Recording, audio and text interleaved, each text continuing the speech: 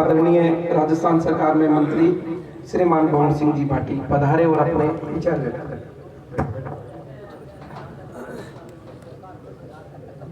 राजासर बीकान गांव की गुवाड़ में आज ठाकुर जी महाराज का मंदिर, हनुमान जी का मंदिर, महादेव का मंदिर, बहुत ही धार्मिक स्थान पर आज जो सभा आप सब गांव वालों ने रखी, इस सभा में हमारे बीच में विराजे हुए सरदार शहर पंचायत समिति के पूर्व प्रधान और चूरू जिले के बहुत ही वरिष्ठ नेता आपके अपने आदरणीय विक्रम सिंह जी राठौड़ साहब, यहाँ विराजे हुए विक्रम सिंह जी बिल्लू सरदार शहर क्षत्रिय महासभा के राजपूत समाज के सरदार शहर तहसील के आदरणीय अध्यक्ष जी कल्याण सिंह जी शेखावत, प्रदेश कांग्रेस कमेटी के सदस्य मेडू रतनगढ़, हमारे बीच में आए हुए महन जी अमरपुरा धाम के महन सुरेंद्र सिंह जी राठौड़ साहब, गोपाल सिंह जी बाबूसर के सरपंच साहब, इस कार्यक्रम का संचालन कर रहे हैं जितेंद्र सिंह जी राजवी, जितेंद्र सिंह जी हाटा, रघुराज सिंह जी और सभी, मैं सबका ही नाम लेना चाह रहा हूं लेकिन समय की अपनी एक सीमा है। बहुत ही मान और सम्मान के योग्य सभी सम्मानीय मंच पर विराजे हुए और सामने इस पंडाल में विराजे हुए और गांव की गुवाड़ में आए हुए बहुत बड़ी संख्या में सभी प्रबुद्धजन, सभी नौजवान युवा साथियों, प्रेस और मीडिया के बंधुओं, सरदार शहर विधानसभा का उपचुनाव और उपचुनाव क्यों हुआ आप सब लोग जानते हैं। भंवरलाल जी को तो आपने 5 साल के लिए विधायक बनाया था और 5 साल पूरे कब हो रहे थे? 1 साल बाद दिसंबर 2023 में। लेकिन विधि का विधान है कि अचानक भंवरलाल जी हमारे बीच से चले गए और ये सीट खाली हो गई, तो 4 साल के लिए जिनको विधायक बनाया वो एक साल पहले ईश्वर परमपिता परमेश्वर के पास चले गए। ऐसी स्थिति में कांग्रेस पार्टी ने उनके बेटे अनिल जी को टिकट दिया है। ये चुनाव सिर्फ 1 साल का है और 1 साल वो कौन सा है जो आपने 5 साल के लिए जो आपने भंवरलाल जी को 5 साल दिए थे ना, उसमें से ही बचा हुआ एक साल का जो समय है वो मांगने के लिए आपके बीच में हम आए हैं। सरदार शहर के लोगों ने तो 5 साल के लिए उनको विधायक बनाया, पर उनके बेटे अनिल जी जो उस घर में पैदा हुए हैं जहां उन्होंने जन्म से ही देखा है कि भंवरलाल जी सरदार शहर के लोगों की जीवन पर्यंत सेवा करते रहे। उनकी 75 साल के करीब उम्र रही होगी और बचपन से लेकर बुढ़ापा पूरा आया, 7 बार वो विधायक बने, लेकिन वो सरदार शहर के लिए हमेशा दौड़ते रहे। सरदार शहर में विकास के काम ज्यादा से ज्यादा हो, सरदार शहर के लोगों का भला हो, सरदार शहर विधानसभा क्षेत्र के हर गांव गाड़ी में स्कूल हो, पानी की सुविधा हो, सड़कों की सुविधा हो, बिजली पहुंचे, ये सारे काम उन्होंने ज्यादा से ज्यादा करने का प्रयास किया। तभी आपने 7 बार विधायक बनाए, नहीं तो एक बार सरपंच बनता तो दोबारा उसको नहीं जिताते। उनमें कुछ गुण रहे होंगे तभी आपने उनको बार बार मौका दिया।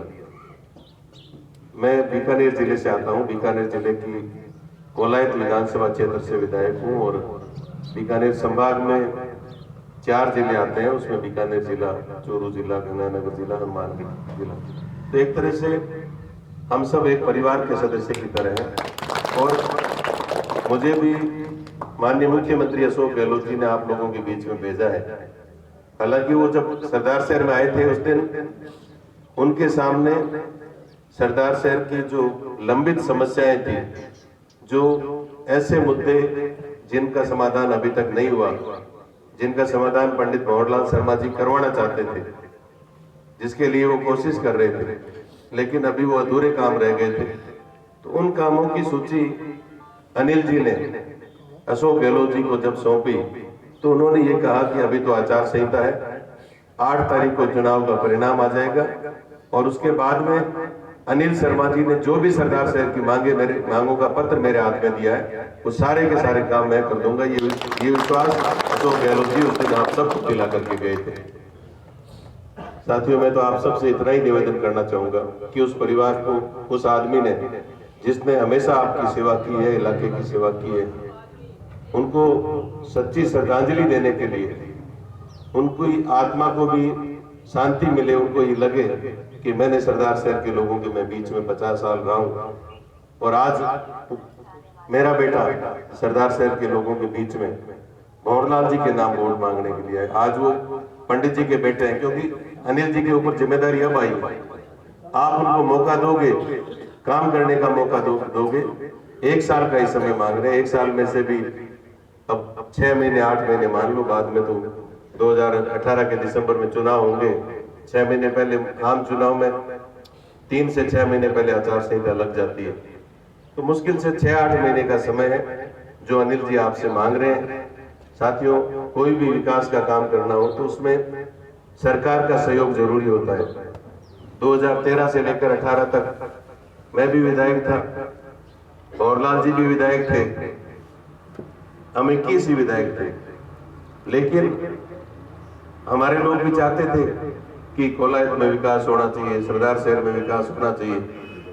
चूंकि सरकार बीजेपी की थी, हम कांग्रेस के विधायक थे, तो हम विधानसभा में सवाल लगा सकते थे, प्रश्न पूछ सकते थे, मुद्दे उठा सकते थे, लेकिन उन मुद्दों का, उन समस्याओं का, उन सवालों का जवाब तो सरकार को देना होता है और हमें विपक्ष का विधायक मान करके हमारी समस्याओं को, हमारे उठाए गए मुद्दों को कम सुना जाता था। तो सरकार तो आपको बनानी नहीं है, सरकार तो बड़ी बनाई है, कांग्रेस की सरकार है। हमें तो सरकार में सिर्फ भागीदारी जो आपने पहले तय कर दी थी, सरदार शहर की भागीदारी इस कांग्रेस की सरकार में आपने भंवरलाल जी को जीता करके तय कर दी थी। उस भागीदारी को कायम रखना है, चाहे गांव में, चाहे इलाके में कोई भी काम हो। अनिल जी जब जीत करके अशोक गहलोत जी के पास जाएंगे या दूसरे मंत्रियों के पास जाएंगे, बीडी कल्ला जी के पास जाएंगे, स्कूल खोलो, पीडब्ल्यूडी मंत्री जी के पास जाएंगे, सड़क बनाओ, हमें कहेंगे कि बिजली का जीएसएस बनाओ, 33 का जीएसएस बनाओ, 132 का जीएसएस बनाओ, तो निश्चित रूप से, क्योंकि सरकार, किसी भी पार्टी को बहुमत मिलता है ना, तो उसी पार्टी की सरकार बढ़ती है। और आपको, हमारी सरकार को बहुमत आप लोगों की वजह से पहले भी मिला है और आगे भी मिलेगा, ऐसा हमें भरोसा है। तो मैं तो इतना ही कहना चाहूँगा कि ये सरदार शहर इलाका जो है, इसके आधे से ज्यादा गांव या उससे भी ज्यादा गांव है जो ट्यूबवेल्स बड़ी संख्या में हो गए हैं। 20,000 के करीब ट्यूबवेल बता रहे थे अभी प्रधान साहब के इस इलाके में, 20,000 कनेक्शन हो गए हैं और ये भी पिछले 3-4 सालों में हुए। भगवान की कृपा है कि यहाँ पानी अच्छा है जमीन में, लेकिन चूंकि लाइट का जो तंत्र है, चाहे 33 के जीएसएस है, चाहे 132 के जीएसएस है, ये पहले सिर्फ गांव में घरेलू लाइट देने के हिसाब से बनाए गए थे। 15-15 गांव के बीच में एक 33 का जीएसएस और बड़े जीएसएस भी कम बने हुए। अब लाइट की एकदम से मांग बढ़ गई है, जो जीएसएस चल रहे हैं वो ओवरलोड हो गए हैं।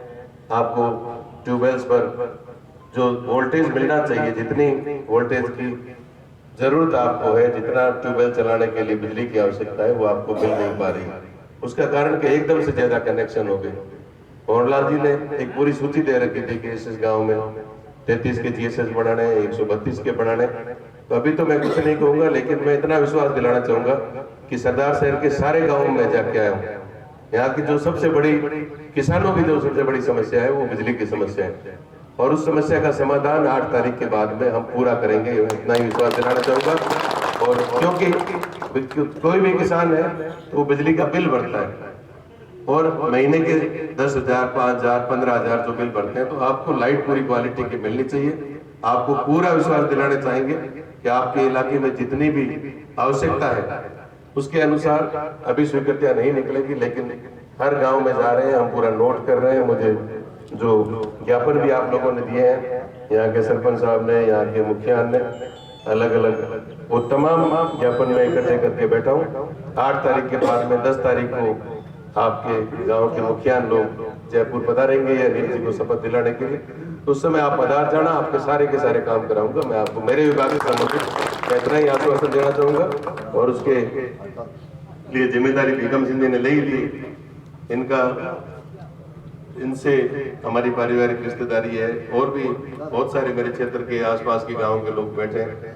आप लोगों के बीच में हमेशा आना जाना रहता है। यहाँ 36 कौम के लोग बैठे हैं। मैं आप सभी से निवेदन करना चाहूंगा कि किसान की कोई जाति नहीं होती है, किसान किसान होता है। किसान की समस्या का समाधान करना सरकार की सर्वोच्च प्राथमिकता में रहेगा। मैं इसी आशा और विश्वास के साथ कि आप सब लोगों ने जितनी बड़ी संख्या में आप पधारे हैं, अनिल जी को 1 साल के लिए आप आशीर्वाद दीजिए, फिर आप अनिल जी के कामों का मूल्यांकन कर लेना।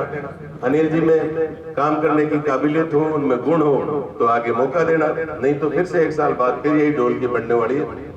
सिर्फ 1 साल बाद में फिर वोट पड़ेंगे। तो एक बार आप अनिल जी को मौका दें, सेवा का मौका दें, निश्चित रूप से वो आपकी उम्मीदों पर खरा उतरेंगे। आप सब लोग पधारे, मेरा स्वागत किया, आप सबका बहुत बहुत आभार, धन्यवाद। जय हिंद, जय भारत, जय कांग्रेस।